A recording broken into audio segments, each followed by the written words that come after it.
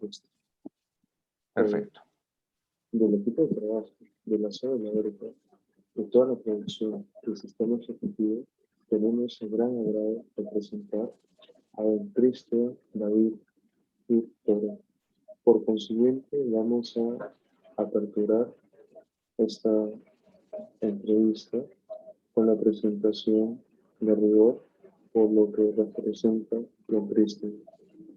Don Cristian David Toro es un ingeniero electrónico de la Universidad Nacional de Colombia, sede Manizales, y especialista en gerencia de proyectos de la Escuela de Ingeniería de Antioquia, socio administrativo y docente de una franquicia educativa que imparte una metodología como complemento para que niños y jóvenes mejoren su nivel académico. A su vez, también es editor en jefe del Bastión y columnista permanente del Poniente, El Parche y El Capuchino. También es miembro del grupo de empresarios de Libertad Colombia y de las organizaciones I-CRAM Center Latin America y Objetivismo México. También de los equipos de colaboradores de Libertas Fight Colombia, Chile y de Basquiat Society de Argentina. Unas palabras iniciales que nos pueda dar.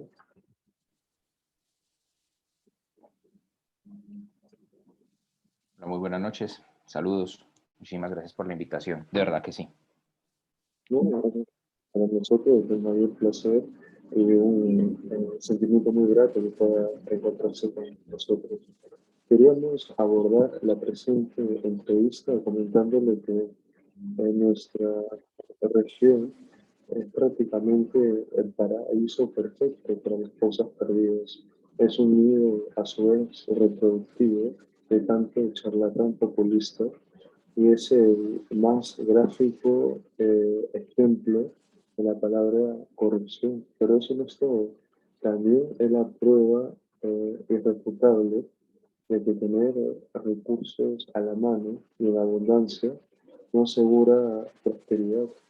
Y cada vez más, como un bucle recesivo, escuchamos la tan nefasta palabra desigualdad como un dogma bendito. Y ahí es donde estos utilizan para ello, para referirse que todo en nuestro continente está mal, pero a su vez ni siquiera traen a colación problemas más inmediatos, como quizá la falta de competencia o también la preparación académica, y como no, las industrias y empresas sólidas que generan mercados abiertos, economías fuertes, y más que todo, ellos mm, tienen ese gusto desmedido por ese intervencionismo estatal que es tan nefasto y a lo cual atrae tantas malas políticas fiscales.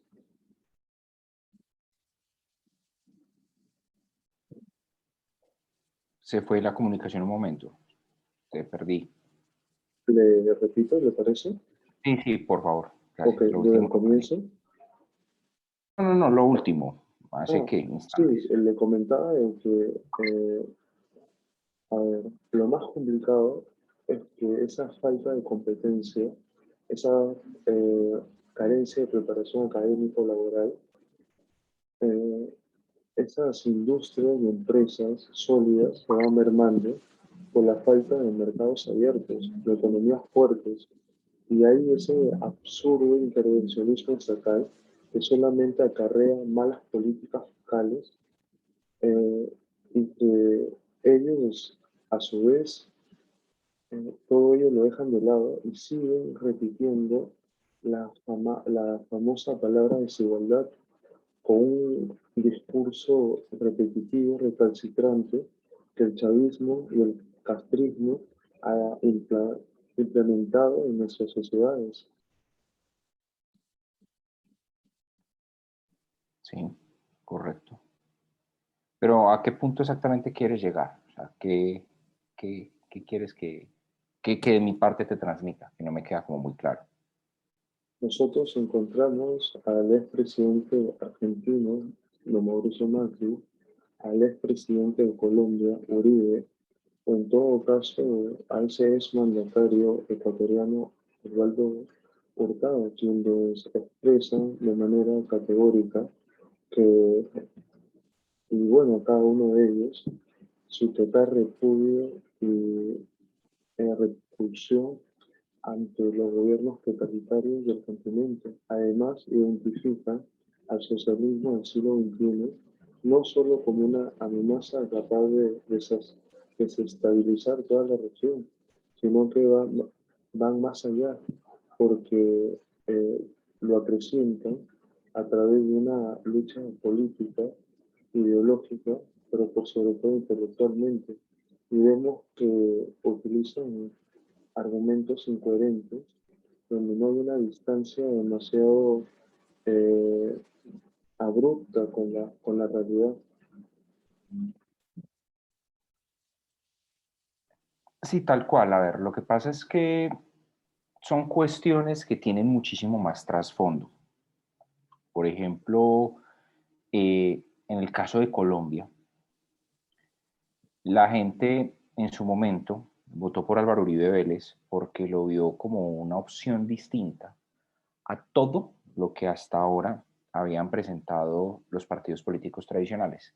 En Colombia, pues en este momento hay pluralidad de partidos políticos, pero los que habían gobernado hasta el año 2002, que fue el año en el que fue seleccionado como presidente de la República la persona en mención, habían gobernado dos partidos que se llaman liberal y conservador, que vaya y venga. El Partido Liberal de Liberal escasamente tiene el nombre. Quizás en un principio sí se fundó sobre los principios y valores del liberalismo clásico, pero con el tiempo se fue desvirtuando a tal punto que desde el año 1992 este partido forma parte de la Internacional Socialista. Entonces ya miremos la magnitud de la incoherencia.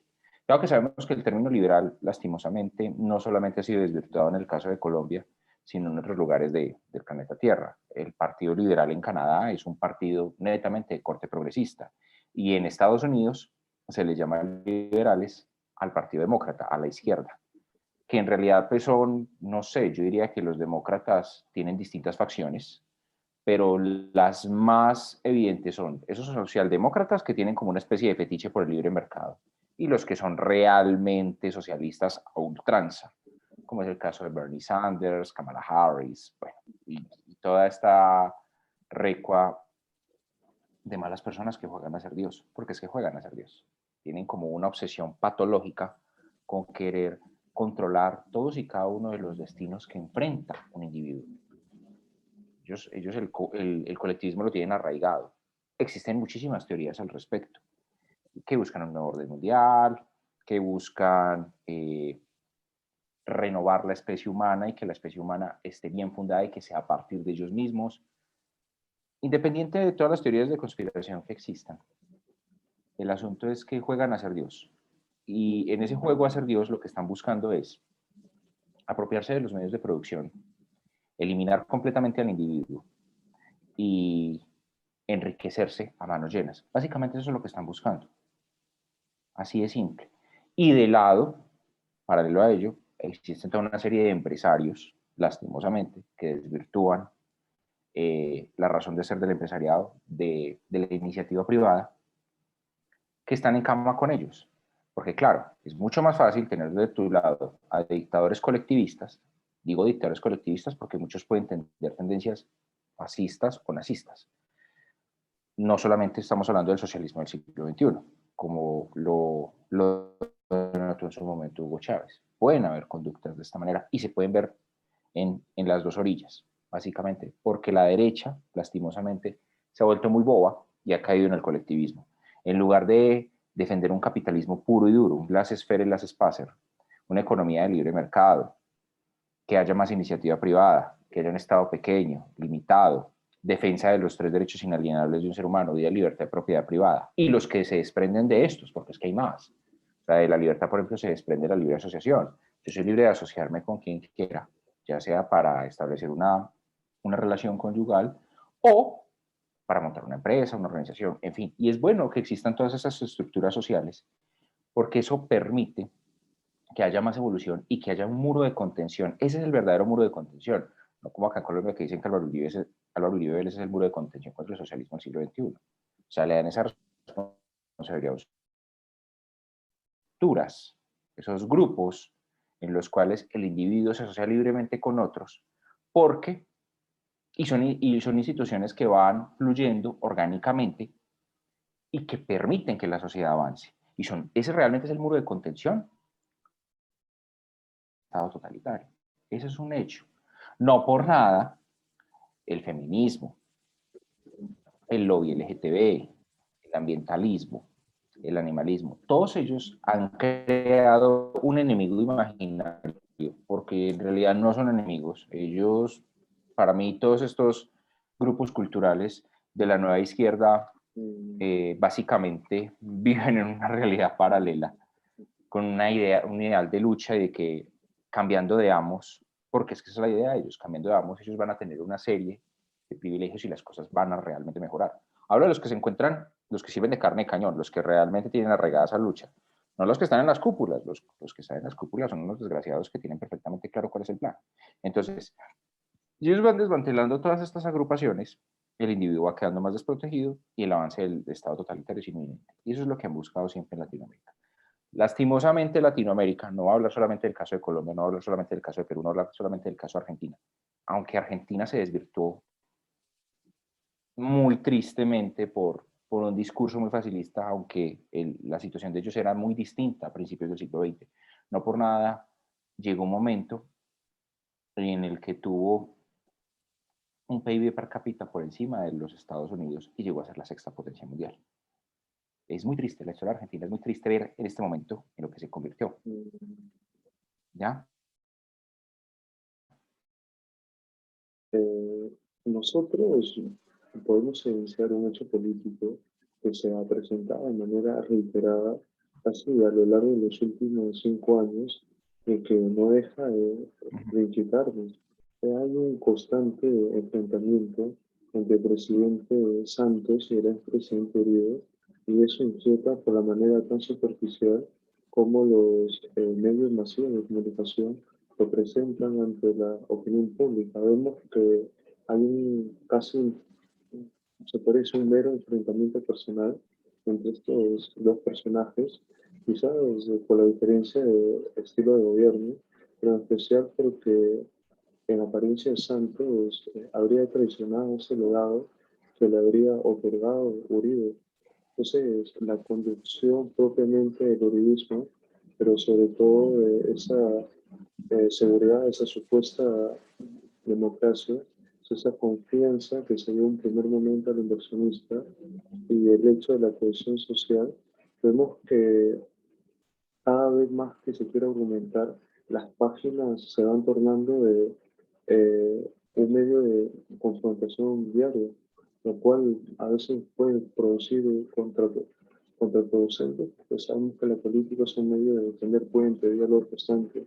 Entonces, vemos que también en los últimos años hay casi ese espectro de, en apariencia, muerte de ideologías, pero como se bien dice, no hay que quedarnos en el punto, sino hay que ir más allá, porque cada vez más se mantiene, sino que se revitaliza cada una de las imágenes que quizás la socialdemocracia, quizás terminologías determinadas, van subdivididas con casos como no sé, también ya lo comentó, el ambientalismo, ese feminismo, pero sobre todo ese nacionalismo desmedido y mal ubicado. Entonces, vemos que cada movimiento Yo popular, diría, sí, yo diría que el nacionalismo, Joey, es un movimiento básicamente colectivista, porque es que lo que infringe el nacionalismo, la raíz del nacionalismo, es que tú te sientas muy privilegiado o muy grande por el simple y llano hecho de haber nacido en un lugar determinado. Y en un lugar determinado no, o sea, al haber nacido, independientemente de las condiciones, haya sido en una familia acomodada o hayas sido en una familia en extrema pobreza, eso no es lo que te hace grande. Lo que te hace grande son tus acciones individuales. Básicamente ningún ser humano se merece nada. Eso es algo incluso que está entendido a la luz de la economía, por favor. Qué bueno que todo el mundo leyera la acción humana. Y allá, porque es que en la acción humana la economía no es solamente vista como una cuestión netamente numérica, tiene un componente filosófico. Y ahí es donde uno entiende que la economía no solo es una cuestión de sentido común, sino que se encuentra intrínsecamente ligada a nuestra biología. Y es algo muy bueno. La gente, muchos sociólogos e intelectuales que se creen pues lo máximo, dicen, no, es que la economía como tal no es una ciencia, pero por favor, si tiene sus propias medidas, al tener sus propias medidas ya clasificaría como ciencia, por favor. Ah, no, pero entonces existen otras autociencias que tienen sus propias medidas. No, sus propias medidas no, tienen sus propios conceptos, pero es que aquí estamos hablando de medidas, estamos hablando de cosas que son cuantificables. Entonces ya con eso aplica como ciencia. Retomando el tema de la acción humana, un principio fundamental de la economía es la escasez. Entonces ahí vamos. Un ser humano cuando viene a este mundo básicamente no le pertenece nada. Lo que tiene es porque sus papás se lo proveyeron, perdón, me expresé mal. Es por eso, no por nada más. Entonces esa idea ridícula de que uno se merece algo o que el mundo se encuentra en deuda con uno por el simple y llano hecho de ser indígena o porque soy negro o porque pertenezco a la población no straight, porque a mí me molesta mucho la sigla LGTB, pues ya se robaron el 20% del abecedario y se quieren seguir robando más letras y más cosas.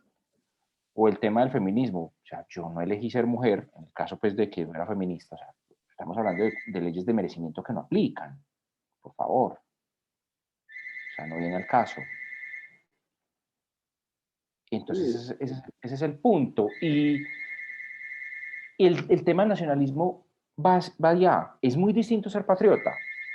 El patriotismo lo que busca es que yo, eh, sí, me sienta orgulloso de lo que forma parte de mí y lo enaltezca y trabaje en ello y busque que cada vez sea mejor.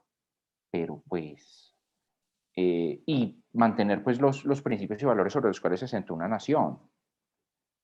Pero como tal, es más un tema como de respeto y de orgullo por el lugar en el cual yo nací y de buscar conservarlo y en el caso tal de que se necesiten hacer transformaciones, pues se hacen. No es algo netamente estático, no es algo cristalizable, ¿ya? Es el tema del patriotismo muy distinto al tema del nacionalismo. Y yo creo que todos los liberales tenemos un poquito de componente patriota, porque es que si no, entonces nosotros no lucharíamos por nuestro terruño, viendo las amenazas inminentes que, por ejemplo, en este momento ustedes tienen en el Perú, o que, por ejemplo, nosotros tenemos en este momento en Colombia, porque, pues, lastimosamente, así es. Y el tema de Álvaro Uribe y Juan Manuel Santos, para mí, la verdad, es más un show. Es más un show, es más una película montada, porque según cómo se han visto las cosas, la evidencia misma lo ha demostrado, ellos forman parte del plan.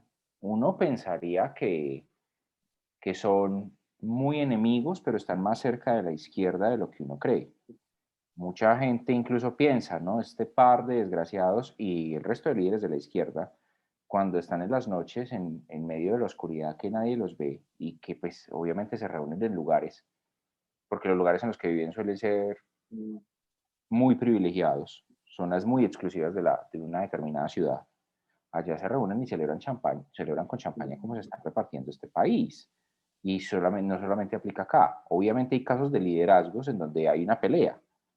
Aquí yo veo más un tema de un show. Yo pienso que Uribe y Juan Manuel Santos se encuentran más cerca y todo formaba parte del plan. Ahora, que Uribe ha hecho cosas que se han opuesto radicalmente a esto, sí.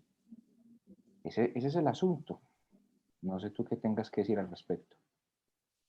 porque, o sea, nosotros, cuando, al momento en que tenemos la percepción, ese análisis constitucionario, vemos que hay como la famosa tercera vía.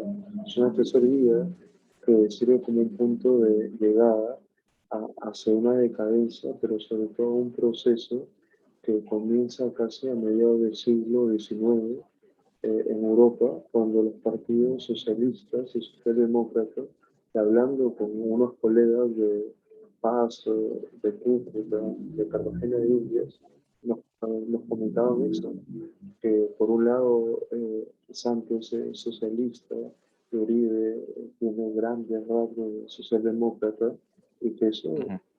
eh, prácticamente está en el Y nuestro auge. actual presidente, además de que es un hombre tibio, sin carácter, que no se trata pues de que incurra en comportamientos autárquicos, no se trata de que sea un dictador, no se trata de que sea un Pinochet o un Franco, se trata de que se pare en la raya, que sea como por ejemplo fue en su momento Margaret Thatcher. Y sabemos que a Margaret Thatcher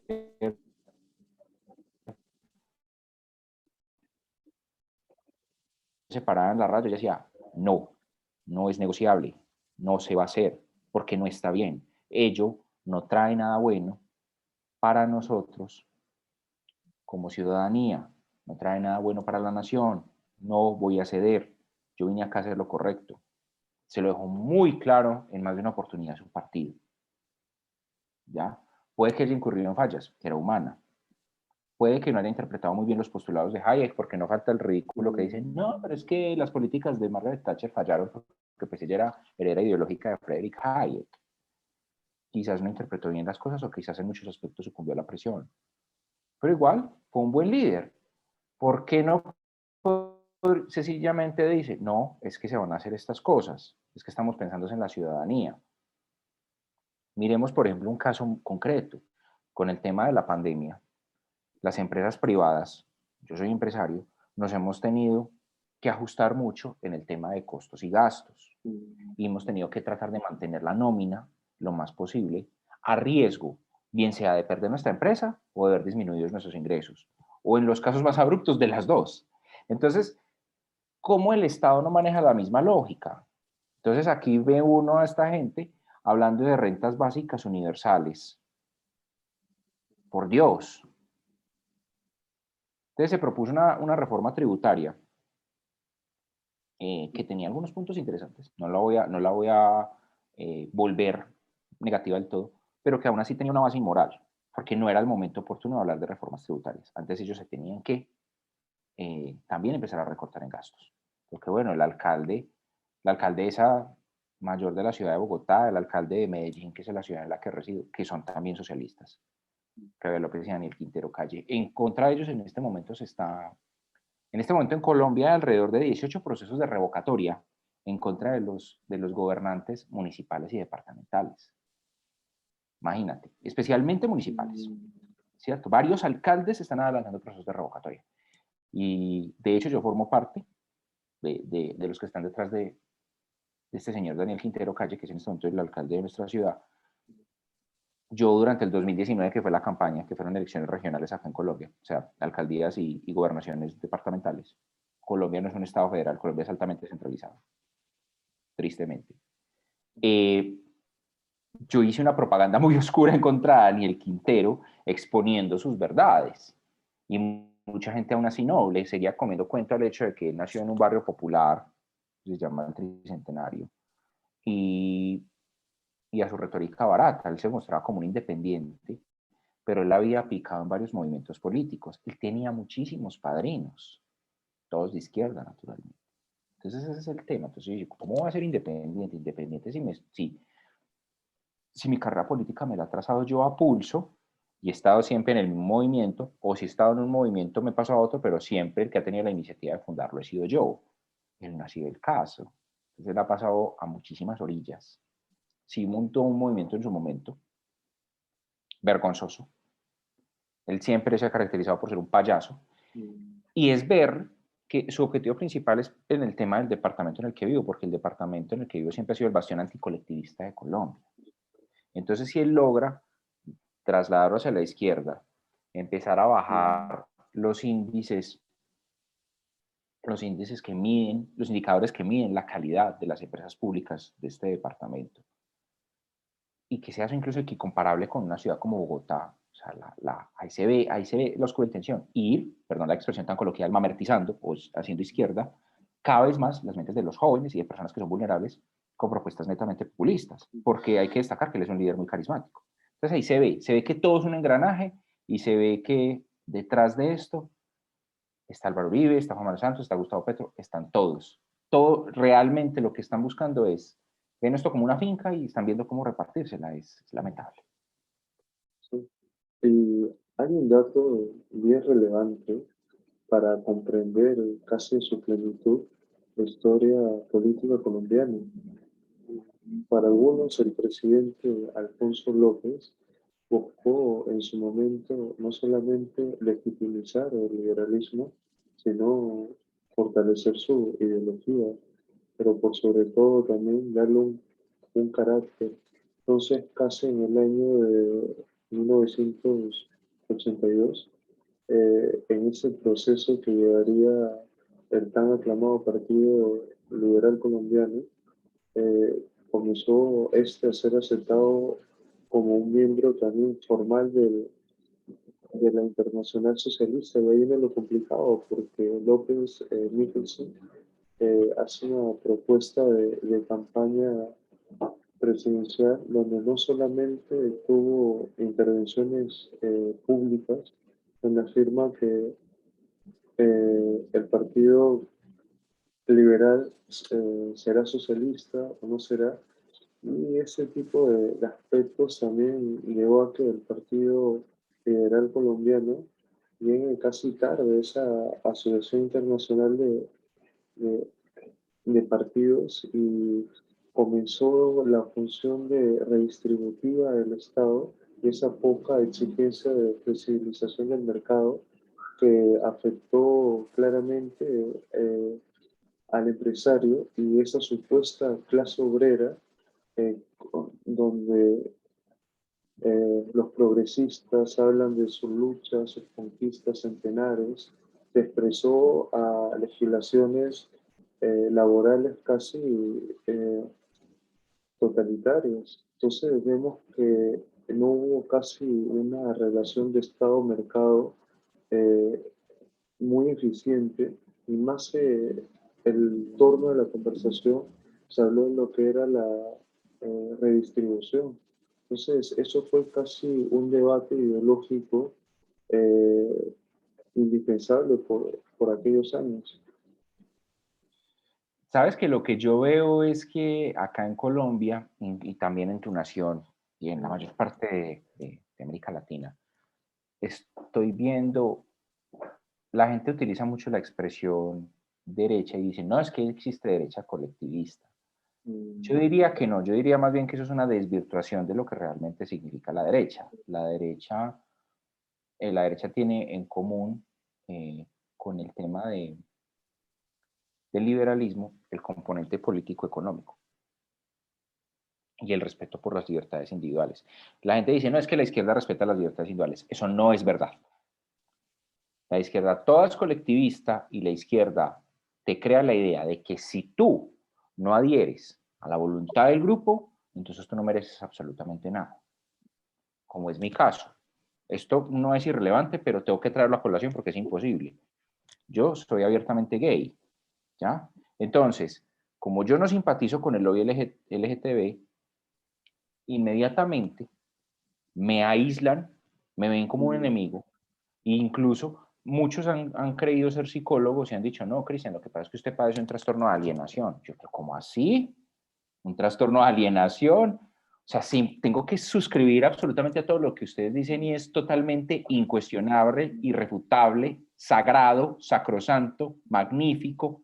Pues, por Dios, si ustedes están llenos de contradicciones y de mentiras, y en realidad lo que a nosotros nos permitió destacarnos como lo que realmente somos, individuos más allá de nuestros gustos y nuestras preferencias, fue el capitalismo, fue la economía de libre mercado. Eso de que fueron los disturbios de Stonewall mm, y, por Dios, comenzando porque antes de 1968, de los discursos de los, no, 1969, miento, antes de los disturbios de Stonewall, ese 28 de junio, ya habían una cantidad de países alrededor del mundo que habían despenalizado la homosexualidad y ya habían movimientos liberales, al menos en Estados Unidos, que estaban trabajando por eso. No recuerdo en ese momento, se me escapa el nombre, había un candidato a la presidencia que era gay. Entonces no vengan a decir que fueron esos disturbios. Ellos supieron manejar muy bien la cosa. Quizás tuvieron un origen noble, pero inmediatamente se desvirtuaron porque el Gay Liberation Front, en ese momento se creó tres enemigos imaginarios: patriarcado, racismo y capitalismo. Y era, pero ¿cómo así? Si se supone que el capitalismo fue lo que nos permitió tener visibilidad, y no, yo no lo digo. Eso lo dijeron Marx, eso lo dijo Lenin, eso lo dijo el Che Guevara en su momento. O sea, grandes líderes de izquierda dijeron que es que nosotros éramos producto de una degradación propia de la burguesía, por ende del capitalismo. ¿Cómo nos íbamos a ir en contra del sistema que nos había permitido tener visibilidad? O sea, ahí se ve la manipulación, y estos chicos no lo entienden porque es que el discurso igualitario suena muy bonito, pero es que una cosa es que suene bonito, otra cosa es que sea viable, que se pueda llevar a cabo, y las consecuencias que trae consigo. Entonces, retomando, ese es el punto. Ese es el punto de que la izquierda como tal no defiende libertades, la derecha un poco más. Lo que pasa es que la derecha tiene su componente patriota y su componente conservador, que se encuentra muy ligado al aspecto íntimo, moral y cultural. De pronto ese es el problema de la derecha. Podemos caber todos de alguna manera, pero sí de pronto sí cabe un poquito en eso, porque no todo el mundo necesariamente tiene que ser conservador. Aparte de eso, el ser humano es multidimensional. Podemos tener muchas conductas conservadoras, pero también podemos tener conductas que son un poquito progresistas, porque es que el conservadurismo y el progresismo son más cuestiones asociadas a la cultura, ¿ya? Ya el progresismo se convirtió en algo, se convirtió como en el caballo de Troya del socialismo, y ya todo lo que sea izquierda es o progresismo, socialdemocracia, eso es una cuestión ahí en donde convergen muchísimas cosas, y a veces no es tan sencilla de explicar y mucho menos de entender, pero pues uno lo va cogiendo. Los liberales hemos estudiado esto bastante y entendemos que a la larga, básicamente el mismo tema monstruoso es colectivismo. Entonces yo digo que es que estos partidos que se venden como derecha en verdad son izquierda solapada, izquierda camuflada, izquierda like. Los otros son izquierda carnívora radical, pero estos son light, son veganitos. Entonces, de pronto sí dicen, bueno, podemos considerar detallitos, porque es que uno, por ejemplo, ve a muchos líderes del uribismo. Voy a hablar de un caso específico, la señora Paloma Valencia, que es senadora de la República, que es muy triste porque a veces liberales sucumben a ellos porque los ven como aliados. Paloma Valencia invitó a un Instagram Live a Gloria Álvarez. El punto es que Gloria, a pesar de que es una muy buena divulgadora del liberalismo, no es colombiana. Entonces hay cosas que ella no entiende, y no es que yo quiera decir que es que no. Ahora, pueden haber personas en el exterior que entiendan mejor la economía, o no tanto la economía, entiendan mejor la situación política de Colombia y que no son colombianos, como tu caso, que los hay. Pero pues si Gloria se prestó para eso, hay cosas que uno entendería y no sabe. Lo mismo Javier Milei. Entonces, hay cosas que, por ejemplo, del uribismo, el movimiento liderado por Álvaro Uribe Vélez y sus huestes, hay cosas que ellos muy probablemente no sepan. No tiene por qué saberlas. Pero entonces también está en nosotros, los liberales colombianos, y otras personas de afuera que entienden la situación, manifestarles. Entonces, esto es una guerra entre distintos bandos de izquierda a lo largo y ancho de nuestra región. Es como en su momento estalinistas contra trotskistas, es como bolcheviques contra mencheviques, y esto no es una guerra ideológica si todos son socialistas, en mayor o menor grado. Puede que moralmente tengan conductas conservadoras, puede que tengan, esa de pronto son las diferencias, el tema moral, el tema cultural, cómo arraigan y cómo ven las cosas. Pero igual también, por ejemplo, hablo de Paloma Valencia. Paloma Valencia, una vez, ella escribe en un portal en el que yo escribo también, que se llama El Parche del Capuchino, el día 14 de noviembre, acá en Colombia, se celebra el día como de la mujer, pero de la mujer colombiana. Entonces, si vamos a hablar de la mujer colombiana, ya con eso ya sabemos que esto es una fiesta de carácter feminista. Entonces, se supone que ella representa a la centroderecha o a la derecha liberal, conservadora, patriota. ¿Cómo hace un artículo en donde utiliza términos como techo de cristal, igualdad de género? eso es un discurso progresista, porque sabemos que es que el progresismo básicamente es un igualitarismo redistribucionista, esa es la base de fondo, que no acepta que exista muchas desigualdades entre las personas. Lastimosamente, la gente tiene que entender que en una sociedad donde hay libertad, no hay igualdad, salvo igualdad ante la ley, pero no hay igualdad. Pero cuando todos somos iguales, ninguno es libre. Es mirar novelas utópicas que plantean, incluso novelas de autores de izquierda. ¿Ya? 1984 de George Orwell es una. Orwell no era liberal, Orwell era socialdemócrata. Y de los duros. No vamos a hablar solamente de libros como Anthem, hoy, ¿no? De Ayn Rand, que sí era una autora liberal, que habla de los peligros de la igualdad, de esa obsesión con igualarnos a todos. Hay otra novela también que plantea esa idea ridícula de la igualdad, que se llama La criada. Y La criada, de hecho, tiene una versión en película, la sacaron en el 2019, que es escrita por una señora llamada Margaret Atwood. Y Margaret Atwood es de izquierda, es feminista. Entonces uno dice, hay muchos que incluso tienen claro que es que llegar a ese punto en donde todos somos iguales sería terrible, que no es verdad, que no es que todos seamos iguales, es una relación de amos contra sometidos, que los sometidos seríamos la mayoría.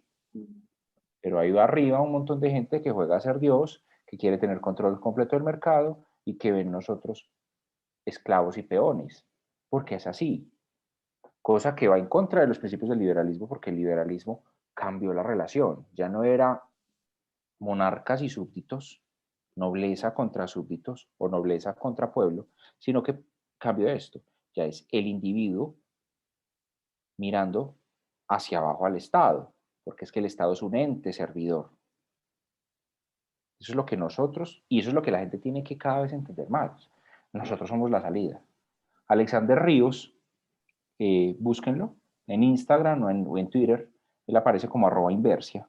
Es quizás uno de los, por no decir el mejor para mí, de esta nueva generación, así pues de tu edad o de la mía. Es quizás el mejor economista liberal millennial que existe. Y él tiene una frase muy característica. Dice, liberalismo, señores, liberalismo, porque él insiste mucho en que el liberalismo es la vía. Y es así. Tú lo dijiste ahora, de alguna manera. La libertad económica, la libertad como tal es una sola, pero tiene varios componentes. Pero si vamos a mirar el componente económico, es el piso, es la base fundamental que le permite a un individuo ejercer sanamente el resto de libertades que le competen. Entonces, ese es el punto. La única manera de que nosotros podamos hacerle afrenta es cada vez seguir mostrando con evidencia. Hay gente que no lo va a entender o lo va a entender dentro de un mes o un año. No importa, no se puede claudicar. Siempre es una mente a la vez. Y cuando es una mente a la vez, esa mente luego va a reproducir el legado. Y cada vez vamos creciendo más.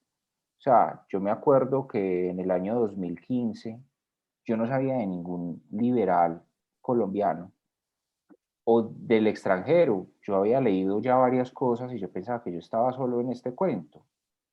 Y un día cualquiera me topé en Facebook con una persona, me llamó la atención y agregué el perfil y no lo conocía. Y así fue que fue dándose este cuento y por algo es que en este momento vos y yo estamos hablando, ¿ya? Entonces, cada vez más hay personas que han entendido que esto no es una cuestión de que nos parece bonito o nos suena bonito, es porque funciona. Lo que pasa es que, como mismo Thomas Jefferson lo dijo en su momento, el precio de la libertad es la eterna vigilancia.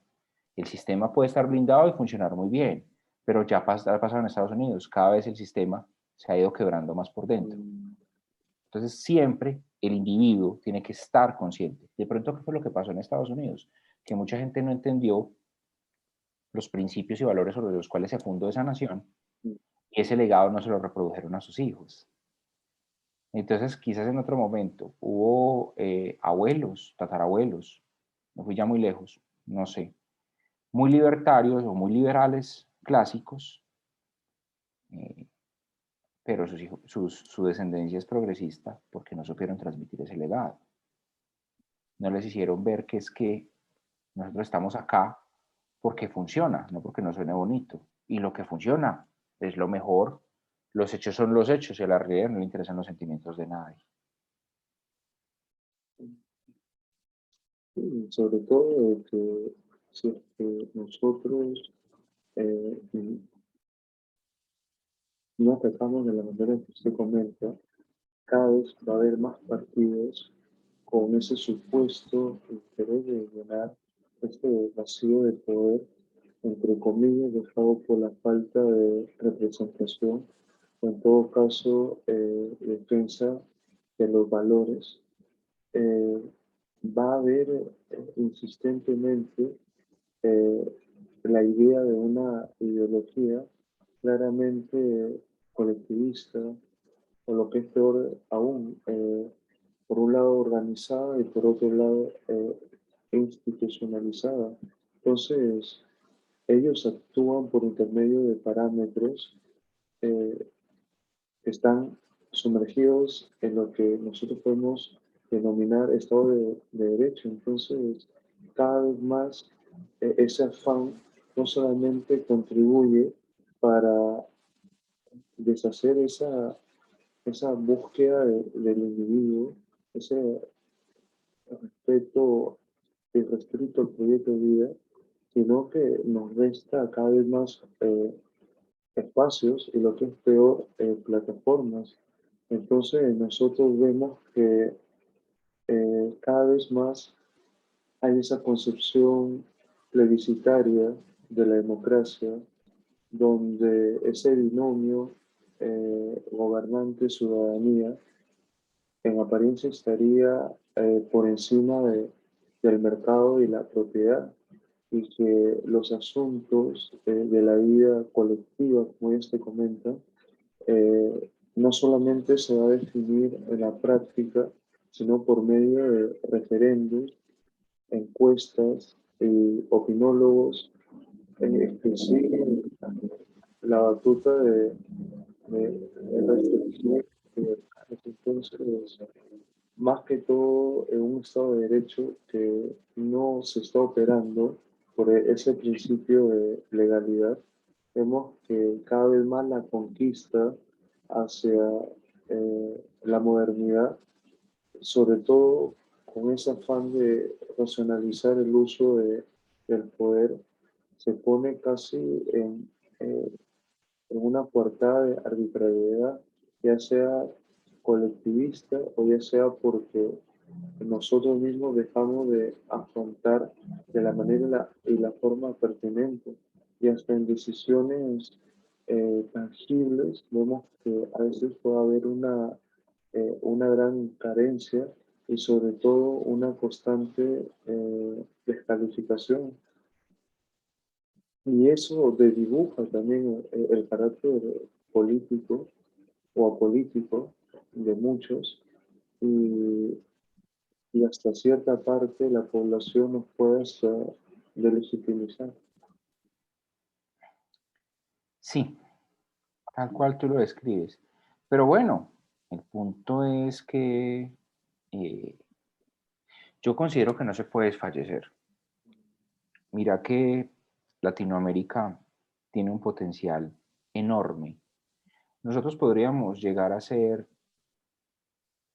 economías muy libres, porque contamos con cosas que, por ejemplo, no cuenta Suiza, Alemania, incluso Australia, y es nuestra ubicación geográfica privilegiada y la gran cantidad de recursos naturales que tenemos. Hablo, por ejemplo, en el caso de Colombia, 60% de su territorio son bosques y selvas. Nosotros podríamos ser perfectamente una potencia agrícola, como es el caso de Nueva Zelanda. No trata de ser una potencia mundial, que eso tampoco es bueno, porque es que ser una nación que tiene injerencia sobre decisiones fundamentales que mueven al mundo, pues sería una responsabilidad muy grande. No lo veo tan necesario. Pero lo que sí necesitamos es libertad económica. Nosotros, por lo que ya dije, podemos llegar muy lejos. Lo que pasa es que ese potencial ya lo descubrió el colectivismo. Voy a hablar, por ejemplo, del caso de Colombia. A Colombia el colectivismo internacional lo está atacando, no estamos hablando desde 1991, hace 30 años. ¿Por qué? Porque en 1991, con un movimiento llamado la Séptima Papeleta, perdón, un movimiento llamado la Séptima Papeleta, que fue un movimiento estudiantil, del cual formó parte, por ejemplo, en su momento la señora Claudia López, alcaldesa mayor de la ciudad de Bogotá. Ahí no ve la estrategia. Y fue un año después de que no, un año, 2 años, digamos un año larguito, casi 2 años, de que se estableció el foro de Sao Paulo. Se produce una reforma constitucional que fue en línea con el indulto otorgado a una guerrilla que se llamaba el M-19, que es un movimiento que se puede decir que todavía existe, movimiento al cual perteneció en su momento el senador Gustavo Petro. Y ese indulto, quien lideró, abanderó ese indulto, fue Álvaro Uribe Vélez. Por eso es que ahí uno se da cuenta, o sea, esto aquí no se puede decir que es que son enemigos a ultranza. Si hay una guerra de poderes, pero muy en el fondo pueden guardar una amistad y pueden tener intereses, sino que los dos quieren ser el plan A, pero también son conscientes de cuándo va a ser el plan B el uno o el otro y cómo van a manejar eso. Ese es el asunto ahí. ¿Ya? Entonces, la Constitución Política de 1991 es una defecio inmundo, yo la llamo la Constitución Postmoderna de Derecho Positivo de 1991. Mira yo ahí, por ejemplo, esa Constitución tiene cerca de 400 artículos, o sea, ahí ya uno se da cuenta pues de que estamos mal, porque es que una Constitución Política, una Carta Magna tan grande, pues nadie se la va a aprender. La de Suiza tiene 8 artículos, la de Estados Unidos tiene 22, funciona perfecto. La gente tiene la idea que entre más leyes y más complejo es el sistema, mejor, ¿no? Eso es terrible, porque entre más leyes y más complejo, más fácil es burlarlo. Tal cual. Entonces es una constitución de casi cerca de 400 artículos en donde hay unas estupideces, como por el artículo 22, que habla del derecho a la paz. ¿Cómo es el derecho a la paz? O sea, me están diciendo que el Estado o el resto de individuos que forman esta sociedad me tienen que garantizar mi paz. ¿Cómo por qué? La paz inicialmente tendría que ser un deber. Yo estoy obligado a vivir en paz conmigo mismo. Si yo aprendo a vivir en paz conmigo mismo, pues puedo vivir en paz con los de mi entorno. Pero que a mí alguien me asegure la paz. O sea, están confundiendo la cosa con la representación de la cosa. Ahí se ve el posmodernismo por medio. Es como que la gente crea que un fuego es exactamente igual a un encendedor. Son cosas muy distintas. El encendedor es un canal que produce fuego, pero no es lo mismo que el fuego. Lo mismo que existe, que está escrito en una carta magna, el derecho a la paz, no asegura que yo tenga paz. Es que la paz la tengo que buscar yo, desde mi ser, persona, desde mi individualidad. Entonces ahí se ven las estupideces. Ahí se ve que es que todo esto tiene una razón de ser muy oscura y que ese potencial ya lo descubrieron. ¿Y por qué digo que es que no solamente desde ahí? Porque ese fue el primer gol que metió el Foro de Sao Paulo. El indulto del M-19, ya existía la relación, Fidel Castro, todo. Ese fue el primer gol que metió el Foro de Sao Paulo no solo a Colombia, sino a toda Latinoamérica. Fue casi que inmediato después de su fundación. Digo en el caso de Colombia porque es que Colombia básicamente no ha salido de una. Ha tenido periodos cortos de tranquilidad, pero nosotros llevamos años en guerra. La gente dice, no, es que con la creación de las guerrillas marxistas y leninistas en Marquetalia, Caldas, que básicamente es el origen, un pueblo de un departamento acá de Caldas que se llama Marquetalia, que surgieron estos movimientos, pues ahí fue donde empezó la guerra. Yo, no, un momentito, es que esto va más atrás, más atrás. Ese fue antes un triunfo. Eso ya formaba, o sea, ha habido el colectivismo, el comunismo, viene de mucho atrás. No en vano, en 1948, el 9 de abril, yo voy a decir algo muy impopular, pero pues estamos entre liberales. Pasó algo que en su momento fue bueno. Había un caudillo, un líder político llamado Jorge Eliezer Gaitán. Jorge Eliezer Gaitán pertenecía al Partido Liberal Colombiano. Jorge Eliezer Gaitán fue formado en Italia por Benito Mussolini, era un fascista, y era amigo de Juan Domingo Perón. Entonces, si Jorge Eliezer Gaitán, ese 9 de abril, no lo hubieran matado, murió. A él, detrás de la muerte de él, hay muchas teorías respecto al tema de la muerte de él, pero hay mucha gente detrás. Muchos plantean que fue una conspiración entre el Partido Conservador colombiano y en sociedad con los comunistas, porque ese día que murió Jorge Eliezer Gaitán, ¿qué carajos estaba haciendo Fidel Castro acá en Colombia? Bogotá, 9 de abril de 1948, la muerte de Jorge Eliezer Gaitán, Fidel Castro estaba acá. Y sabemos que es que el fascismo y el comunismo básicamente son dos hermanos que se aborrecen. Esa frase es de Carlos Rangel. Así es, pero básicamente el germen es el mismo. Giovanni Gentile era un socialista, el ideólogo del fascismo. Si uno lee Mein Kampf o Mi lucha de Adolfo Hitler, que habla sobre el tema del nazismo, pues entiende uno que gran parte de sus ideas están inspiradas en el marxismo clásico. Entonces, esto viene de atrás, a nuestras naciones, ese potencial inmenso que tienen, lo determinaron, lo hallaron las personas no idóneas. Nosotros los individuos, nosotros la ciudadanía, tenemos que entender el potencial que albergan Colombia, Perú, Ecuador, Bolivia, la misma Venezuela. Solamente mirar Venezuela, en qué punto está. Está parada sobre vastas reservas de petróleo, que tristemente en este momento se puede decir que no están ni siquiera siendo explotadas. En el caso, por ejemplo, de la región donde yo vivo, de pronto hay unas cuestiones de inestabilidad por la topografía del terreno, por el asentamiento como tal, pero Colombia, pero miento, me enredé. Medellín, la ciudad donde vivo, el departamento de Antioquia, tiene una gran cantidad de yacimientos acuíferos. O sea, tenemos gran cantidad de yacimientos de agua bajo nuestras tierras y no están siendo explotados. Y no pueden ser explotados por una cuestión constitucional. Vuelvo a la Constitución Postmoderna de Derecho Positivo del 91, porque ahí está establecido que el subsuelo pertenece al Estado, cuando el uso del subsuelo debería ser de cada individuo. Construir una casa, construir una finca, construir una hacienda o construir lo que sea de una propiedad privada, un inmueble mío, en un punto determinado, no me tiene por qué pertenecer solamente el aire.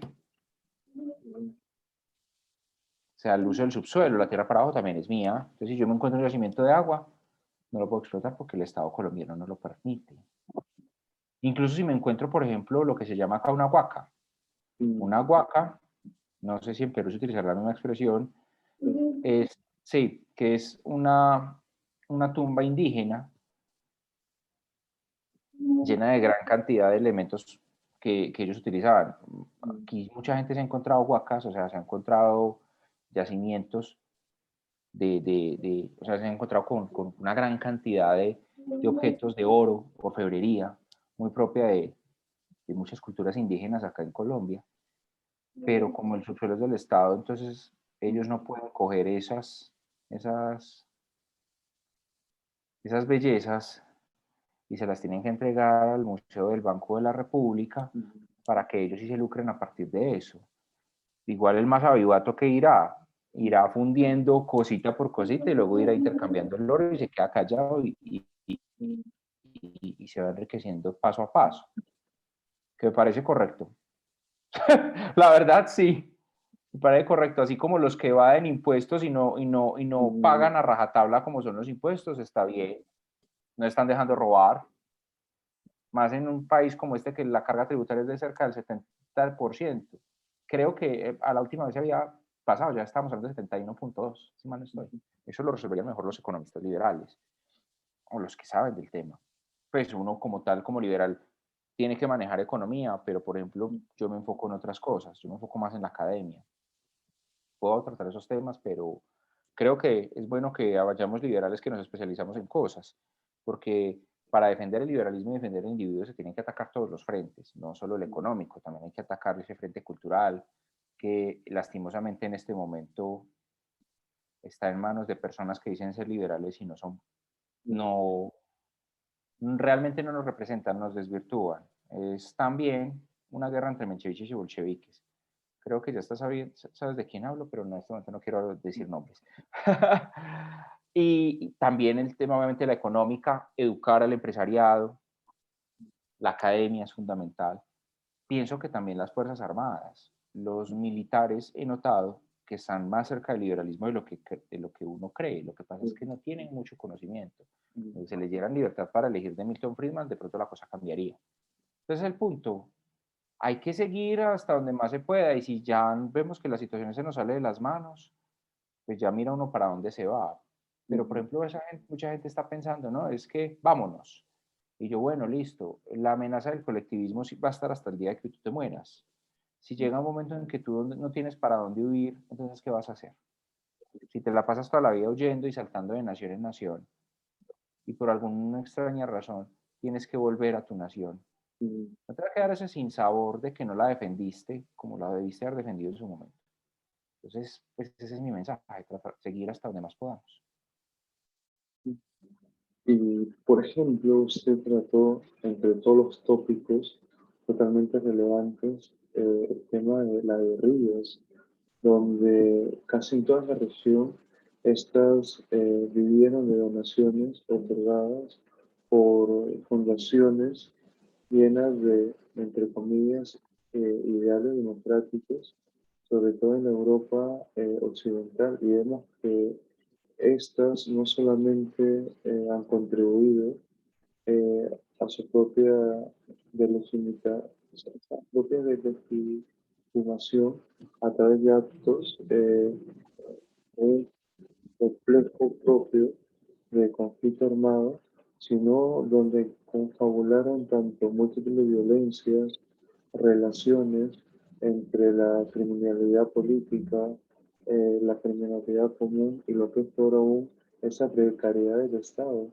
Y aún así, los países supuestamente manejan el término de una paz negociada para que en apariencia logren tener una democracia plena y vemos que hay deliberaciones descalificadoras entre uno y otra parte y todo con un matiz de carácter político, pero que termina siendo estos actores armados de los mismos medios colectivistas, progresistas, donde quieren simplificar el problema y no contribuyen a un propósito patriota.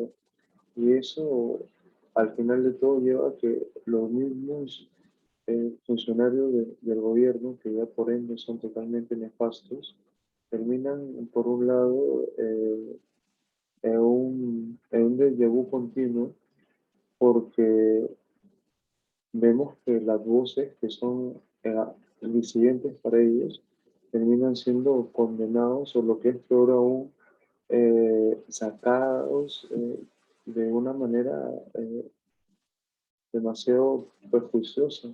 Entonces todo eso en apariencia puede desvirtuar el esfuerzo, pero que si no se introduce elementos políticos, ideológicos serios, como usted dice, vamos a estar totalmente armados. Entonces, nosotros desde los foros liberales del país,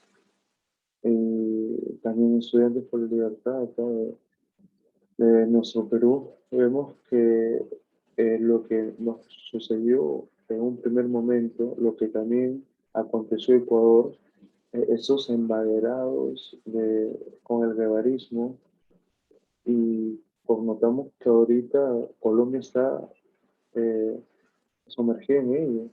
Y Colombia hoy en día es noticia, si no es en todos los diarios del mundo, eh, en, en Budapest se encuentra lo de Colombia, en Kioto, Lima, y los que se dicen de centro, centro derecha, conservadores, socialdemócratas, terminan siendo más de un lado que para el otro, y vemos que Iván Duque no solamente retrocede a esa pretensión tributaria, y a pesar que se retrocedió, vimos que los discursos no cesaron para nada.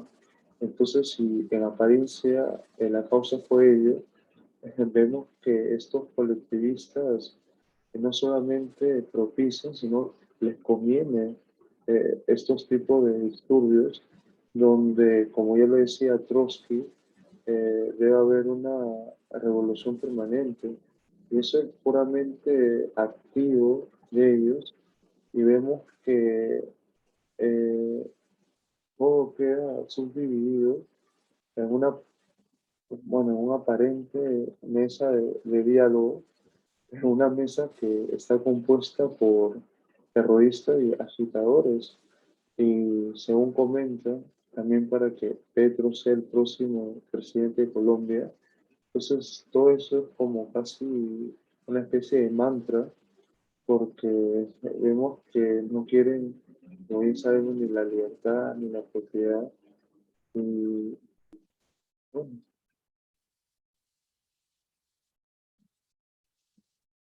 Perdón, la última parte se te cortó otra vez. sí, te comentaba que ellos no quieren ni siquiera la vida, menos con la libertad o lo que es peor, la No, propiedad. no, para nada. Esto es una locura. Pero mira, por ejemplo, que aún hay esperanza. Mm, te lo digo porque uno muchísimas veces subestima a la gente que de pronto no tiene una formación académica contundente, porque cree que pueden ser muy ingenuos y muy fácilmente manipulables. Y muchas veces la gente de la academia puede ser eso. Vamos a hablar las cosas como son. Existe mucho, Mm, mucho idiota con doctorado mm, y tener un buen nivel de académico no garantiza que tengas las ideas correctas o que seas una persona cuyos principios y valores sean de respeto. Eso es de ahí, ¿ya? Y por ejemplo, ayer en la ayer me reuní con la gente de la revocatoria, del alcalde socialista que tenemos, que forma parte del engranaje de Gustavo Petro, y mucha gente que en su momento lo votó porque se dejó seducir por su discurso, bonito, porque sabemos que es que ellos son expertos en hacer buen marketing. Lo que pasa es que una vez ellos se instauran en el poder, y digo se instauran porque es que buscan como sea quedarse allá el mayor tiempo posible, eh, se les olvida todo y pasan por encima de ellos. Entonces hubo una comunidad de mujeres que trabajaban como aseadoras. Y ellas no solamente trabajaban dentro del edificio de la alcaldía, sino que es que ellas fungían como aseadoras en diferentes lugares de la ciudad de Medellín y en diferentes instituciones que pertenecen al gobierno municipal. Y entonces él les prometió esta vez la otra, la seca y la meca, y una vez logró su cometido, vio detalles que no le gustaron y las echó como un perro, porque es que fue sin justa causa. Y ayer, por ejemplo, una de ellas, cuando nos reunimos, decía, gente, no se dejen, obviamente pues en un lenguaje muy coloquial, no se dejen, no caigan en la trampa de este señor, no caigan en sus mentiras. Él lo que busca es que cada vez más personas vean en Gustavo Petro una opción y una salida para Colombia. Él está con él está en cama con él. Eso básicamente es lo que trató de decir y yo, wow. O sea, muchas veces hay personas que entienden mejor el panorama que no, distinto a los académicos, porque es que no ve, por ejemplo, estos chicos que son universitarios completamente adoctrinados, mm, que salen a luchar por un montón de cosas y no tienen ni siquiera claro por qué. Simplemente dan mis derechos, ¿cuáles? Salud y educación, renta básica. Yo, pero un momentito, ¿cómo así que salud y educación? Pues que la salud y la educación son un derecho. ¿Derecho? ¿Por qué razón? O sea que todos estamos en la obligación de pagarte tu educación. Porque es que tú tienes que entender el concepto de derecho.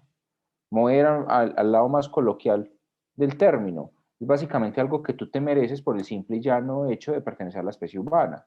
Entonces, todos los seres humanos nos merecemos educación. Eso significa que los demás nos la deben dar y nosotros a los demás y así sucesivamente. ¿Cómo va a funcionar eso? Es que yo lo digo de esta manera y ahí es donde suena tonto. Ese es el tema. Ah, ok. Pero entonces uno qué hace con la gente pobre, con la gente que no tiene recursos. Hay opciones. Investiga sobre el modelo de voucher educativo que propuso en su momento Milton Friedman, Premio Nobel de Economía, liberal, que han habido economistas colectivistas, sí, que han sido premio Nobel, sí, pero nosotros tenemos muchísimos premios Nobel en nuestros saberes, y Milton Friedman es uno de ellos. Ese es el tema. Mira este modelo. Y ese modelo podría también aplicarse en la cuestión salud, una chequera de salud, ¿por qué no? ¿Ya? Entonces es el asunto. Ah, renta básica universal. ¿Y quién me va a dar ese dinero? Ah, el Estado. ¿Y el Estado dónde saca ese dinero? ¿Tú entiendes el Estado cómo se financia? ¿Cuáles son los tres modelos de financiación del Estado? Impuestos, deuda y emisión monetaria. ¿Sí entiendes eso? Impuestos, nosotros. Deuda, tiene un préstamo con una organización internacional que luego se traduce en más impuestos y emisión monetaria que produce inflación, que es otro impuesto. A larga se reduce todo a impuestos. Y mira el término impuestos. O sea, estamos hablando de algo que es un robo. Que si fueran tan bonitos, se llamarían contribuciones voluntarias, no impuestos. Ese tema a mí me llamó mucho la atención porque es alguien que entiende. Y yo he notado algo, Joey, que muchas veces los mejores liberales son los que no lo saben. O sea, señora, y según lo que ella me comentó, las 105 mujeres comparten el mismo ideal. O sea, ahí tenemos una masa de liberales impresionante que lo que les falta de pronto es un poquito de más conocimiento, pero que entienden la lógica, porque el liberalismo es básicamente una cuestión de sentido común y pues hay que, como te digo, vuelvo y reitero, esto es un tema de una mente a la vez y seguirlo trabajando. Entre más individuos entiendan que esto es lo que funciona, podemos soñar con una América, una Latinoamérica específicamente, eh, abierta al desarrollo, ¿no? Y a que sean lugares mejores, no solo para nosotros, sino también para nuestra descendencia. Y, por ejemplo, uno podía percatarse en el aspecto de ustedes, sobre todo en el dilema de las manifestaciones, estas se originaron tanto en Cali como también quizás el Valle del Cauca, es donde nosotros sabemos que no solamente son los principales corredores de coca de toda Colombia, sino que es un territorio fuertemente controlado por las FARC. Entonces, lo que podemos connotar ahora es que hay grupos de narco-guerrilleros conformados por estos miembros donde eh, no solamente incurren a esa guerra urbana, sino donde todo se torna a estas acusaciones de violación de derechos humanos en este tipo de protestas que por lo general eh, para la prensa internacional son incuestionables. Y muchas veces, por ejemplo, el caso de las acusaciones de los desaparecidos resultan ser falsas, como acá también en nuestro país hubo la marcha contra el Merino, y todo parece ser una estrategia eh, de, de moralización de la fuerza del orden, que viene a esa propia deshumanización de la policía y las propias fuerzas armadas. Entonces, vemos que este tipo de manifestaciones no son para nada espontáneas, pero sí completamente orquestadas. Y hay casi una mezcla, un binomio malévolo de ambas cosas, donde también evidenciamos en cada una de ellas, se caracteriza, o sea, tiene una característica de una diversificación de discursos que se puede catalogar bajo el nombre de revolución molecular. Entonces, Entonces, ese término que acuña bastante esos filósofos postmodernos franceses, vemos que ellos no solamente plantearon una estrategia de lucha social, sino además de toma del poder, y ahí está el punto clave, porque ellos se inspiran en ese paradigma de Gramsci que eh, se caracteriza por revoluciones micropolíticas de baja escala, pero que a su vez son materializadas en las manifestaciones con múltiples sujetos moleculares con, entre comillas, demandas políticas que son diferidas, pero que son aún caóticas. Mira que ahorita que mencionas el término de revolución molecular, es un término que a mí no me gusta mucho, Mm, porque lastimosamente ha sido desvirtuado por esos liberales, entre comillas liberales, que han utilizado nuestras banderas mm, para lo que ellos llaman la batalla cultural. mm, Y en realidad son personas fuertemente arraigadas al colectivismo. Eso es una pelea de inválidos, es progresismo. Yo no estoy completamente en contra del conservadurismo porque como yo te digo, pues los seres humanos somos multidimensionales mm, y hay cuestiones en las que soy conservador y hay conservadores muy respetables. Roger Scruton, paz descanse, es uno de ellos. Si uno lee el libro Cómo ser un conservador, hay cosas, de hecho, casi todo el libro perfectamente puede ir en línea con el liberalismo en muchos aspectos. Entonces es un tema que hay que analizar muy bien. Roger Scruton es un personaje muy interesante, por ejemplo. Pero estos son de un conservadurismo ortodoxo, mm, que está pegado más a una cuestión de tradición que no necesariamente beneficia el desarrollo del individuo como ser humano, como persona, en el ámbito social. Ellos lo que legitiman son un montón de ideas absurdas y fracasadas que nos hacen daño, que hacen muchísimo daño por esto mismo que te digo, porque no garantizan la, la, el pleno desarrollo de un individuo. Entonces es una guerra de colectivismos. Y precisamente por eso, porque ellos han utilizado ese término, pues Álvaro Uribe en su momento lo sacó acá, que claro, hay que tener en cuenta quién lo escribió y qué ideales tenía, ¿cierto? Pero yo el término que prefiero utilizar es guerra simétrica, que ahí se ve. Entonces para diferenciarnos de todos estos personajes que resultan ser tan nefastos y le hacen tanto daño a la libertad, prefiero hablar de guerra simétrica. Y pues sí, yo creo que básicamente ya está todo dicho. El tema de los indígenas acá en Colombia es impresionante. Yo podría decir, pues todos tenemos ascendencia indígena. Yo creo que todos tenemos sangre indígena en nuestras venas. O sea, eso es de ahí. Porque los seres humanos en este momento es muy poco los casos en los que se puede hablar de razas puras. Y pues no vamos a caer en ese discurso de la raza y nos vamos a alinear con Adolfo Hitler y sus ideales. Porque lastimosamente el mismo colectivismo que lucha en contra del racismo pues resulta ser más racista que cualquiera. O sea, el ideal de fraternidad y que no haya distinción entre los seres humanos independientemente de esas condiciones que sienten que no eligieron, como es el caso del color de la piel, que ese sí es evidente que no eligieron, sino que digo que siente porque por ejemplo hay gustos y hay cosas que de pronto sí. Eh, en ese caso, o sea, ese ideal de él está cada vez más lejos que nunca.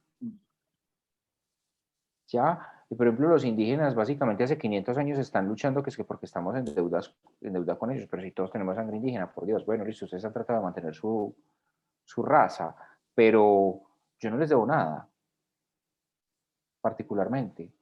Ah, que alguno de sus antepasados, no sé, Cristian, si de pronto un antepasado suyo fue un terrateniente opresor que atacaba a indígenas, sí, pero es que es mi antepasado, no yo. Imagínate uno siempre cargando con el lastre de las culpas del pasado de otros. Aquí te cuento entre nosotros, por ejemplo, yo soy hijo de un hombre que ya murió. Mi papá era un desgraciado. No es como el caso de la mayoría de personas que ven al papá como un referente, un modelo a seguir. No fue mi caso. Mi papá me enseñó todo lo que yo no debo hacer en esta vida. Qué pesar de mi viejo, era un desgraciado. Entonces yo tengo que cargar con sus culpas. No. Lo malo que él hizo era única y exclusivamente su responsabilidad. No más. Entonces, lo malo que yo han hecho mis antepasados, pues es responsabilidad de ellos. Yo no tengo nada en deuda con los indígenas. Entonces, bien, hablando de eso, que son los dueños ancestrales del continente. ¿Por qué? Entonces, yo no valgo como latinoamericano. Ese es el asunto. Entonces, uno los mira y uno dice, ok, los indígenas. En el caso de Colombia, vamos a hablar del grupo de la minga indígena, que la minga indígena no representa todas las comunidades étnicas colombianas. Estos, por ejemplo, estos descarados, tienen sus resguardos, territorio concedido y privilegiado, pero ellos son los oprimidos. No pagan nada de impuestos y cultivan marihuana y coca. O sea, estimulan el narcotráfico. Que aclaro, yo soy pro legalización de todas las drogas.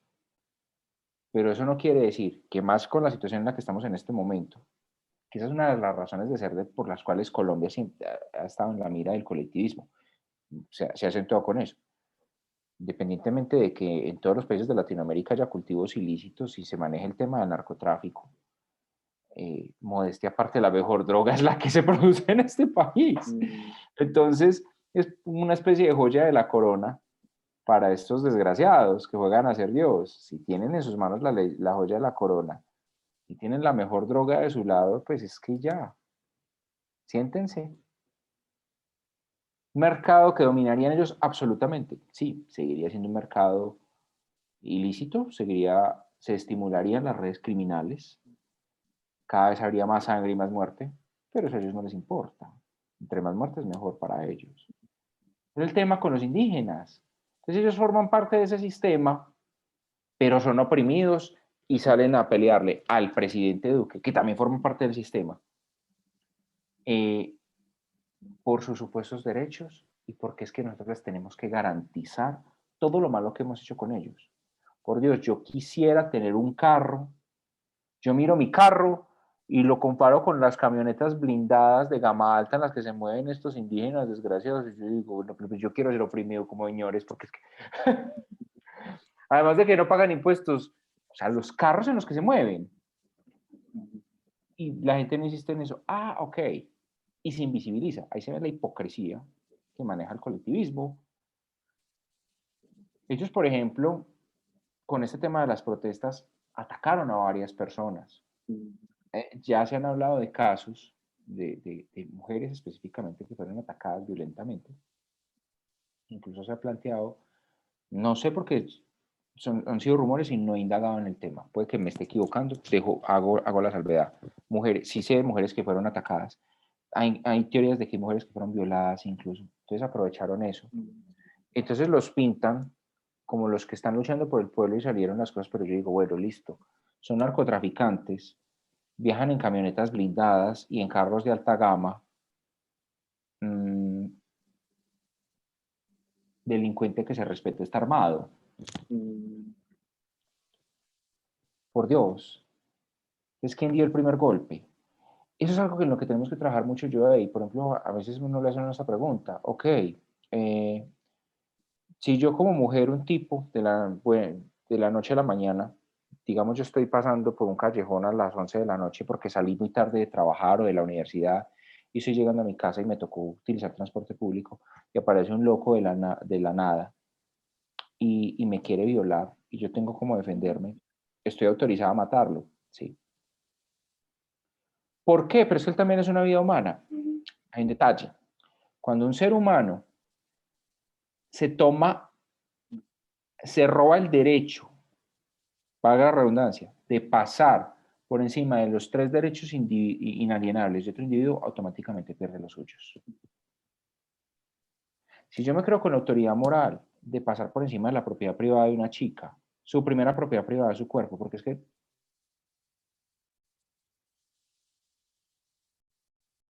la propiedad privada y la que siempre va a estar ahí, está pagando por su propiedad privada, su cuerpo.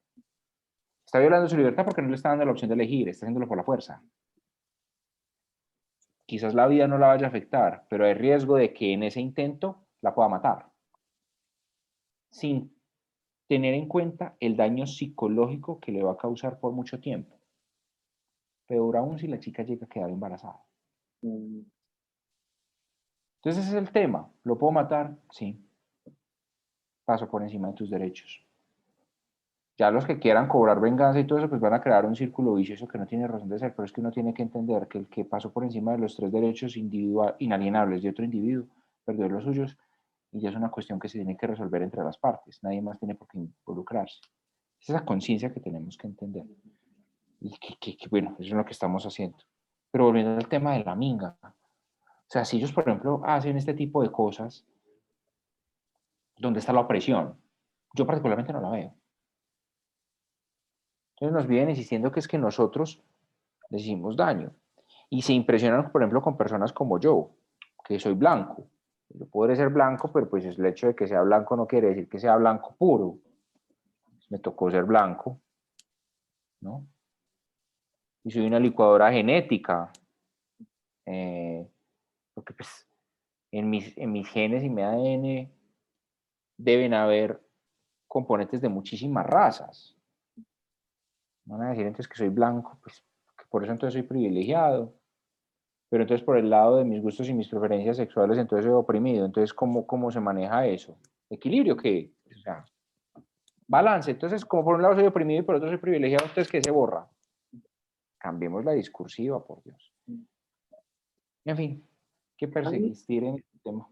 hay un aspecto que nosotros quisiéramos ahondar, que es la figura de Ayn, porque cuando ella emigra a Occidente, prácticamente cambia su apellido, casi por elección, en honor a esa máquina de escribir que al parecer ella llevó en su viaje, bueno, en su viaje. Y eso sí, estudios de filosofía en la Universidad de Progrado para que luego con su llegada a USA de los Estados Unidos trabajara así como escritora de guiones en Hollywood, que prácticamente le da una amalgama única, porque si nos remontamos ya a sus novelas, con ese alto contenido filosófico que no solamente convierte o se convirtió en un éxito total una vez que fueron publicadas, sino que a ella se le nombra como la fundadora de la filosofía objetivista. Entonces vemos que la idea central de sus trabajos es que esa felicidad es ah, el fin moral de la vida del hombre, o en todo caso también de la especie humana. Entonces, cuando nosotros hablamos de la productividad, que es esa actividad superior y la razón de su absoluto, vemos que quizás, por ejemplo, en este del 69, el manifiesto romántico, nos explica la importancia tanto de la estética como el arte para la conciencia humana. Eso calza perfectamente con lo que yo te dije ahora, Mm, eh, que se tiene que atacar desde todos los frentes. Obviamente el aspecto cultural compete un frente, pero dentro del aspecto cultural hay muchos elementos a considerar. Y está el tema de los artistas. Cada vez existen más liberales que están en cama con el arte. Por ejemplo, hay dos chicas acá en Colombia muy interesantes. Si pueden, las buscan. Una chica que se llama Natalia Rubio en Instagram, es actriz, afina nuestras ideas completamente, la tiene muy clara. Y otra chica que está surgiendo de mi ciudad, se llama Valentina Rojas, poetisa. Entonces son personas eh, que ejercen su profesión, su arte, pero entienden el liberalismo. Entonces es muy interesante. Y pues yo digo, qué bueno que cada vez hayan más personas eso, con estas ideas. Y quizás, no sé si ya habrán leído el Manifiesto Romántico, pero quizás en el momento en que lo lean, hacen mucho más clic, porque es que el arte, la cultura como tal, es muy importante en este proceso. De hecho, creo que, perdón, es bueno no quedarse solamente con las novelas de Rand. Sería bueno que cada vez existiera más novelistas o más escritores, bien sea líricos o de narrativa, que de alguna manera difundan las ideas de la libertad, porque es que básicamente eso lo tenemos a Ayn Rand. Hay un escrito, no recuerdo el autor, creo que es guatemalteco, una historia, una novela que se llama La Rebelión de los Mansos.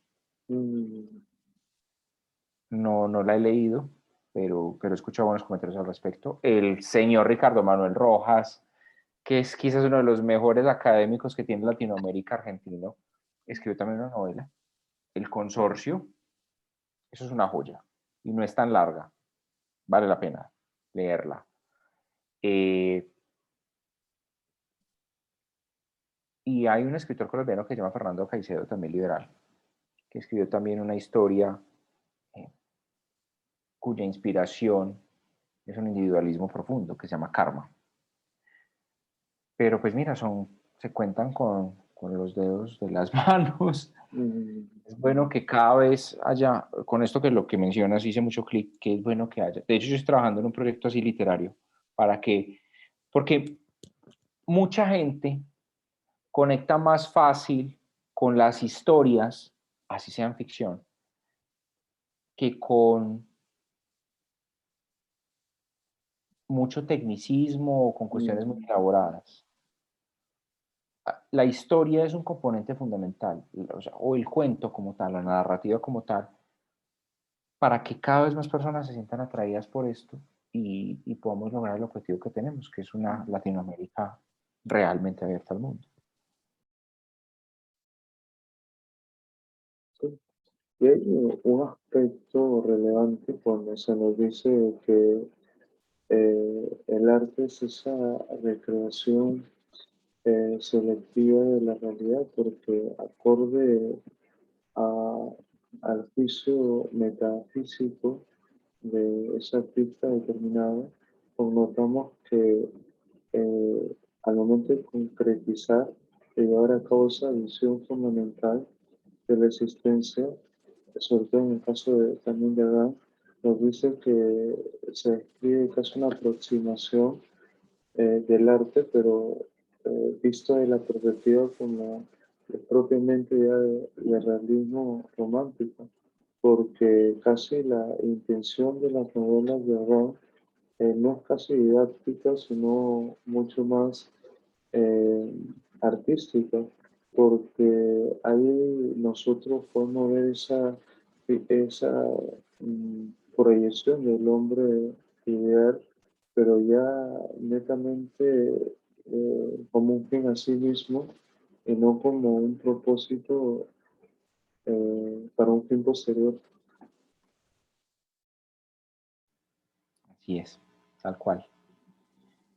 Bueno, Joey, yo te agradezco muchísimo por el espacio. La verdad que fue un gusto poder conversar contigo, hablar de todos estos temas, de la situación de nuestras naciones que cada vez está mejor.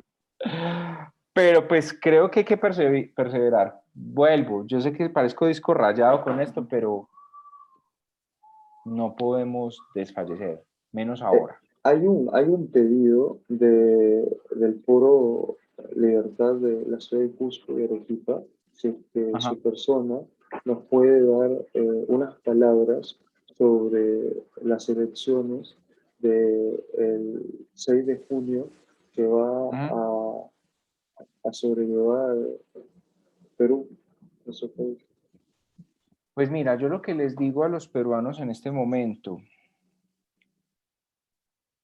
aunque Perú en muchos aspectos se encuentra mejor que Colombia en materia de libertades económicas y civiles, todavía el sistema político, económico y social de Perú no se encuentra lo suficientemente bien blindado como para dar paso a que cualquiera pueda llegar al poder.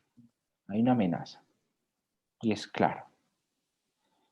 Lastimosamente, precisamente por ese sistema, de alguna u otra manera, Perú sigue estando diseñada para robar, así como Colombia. Quizás no tan descaradamente como acá, pero también, porque es así, ustedes lo saben. En este momento tienen que elegir, en este momento ustedes tienen dos opciones, la mala y la peor. Elijan la mala. ¿Qué va a cambiar? Nada. ¿Puede empeorar? Sí. Total. ¿Qué va a tender a empeorar? Eso es de ahí. Pero puede empeorar aún más en manos de la peor.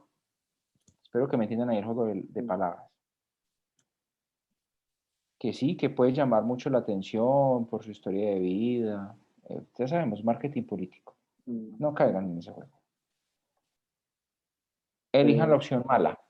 Porque es que todas son malas. Lo que pasa es que están las malas y las peores. Elijan o la que ustedes a su criterio consideren menos mala.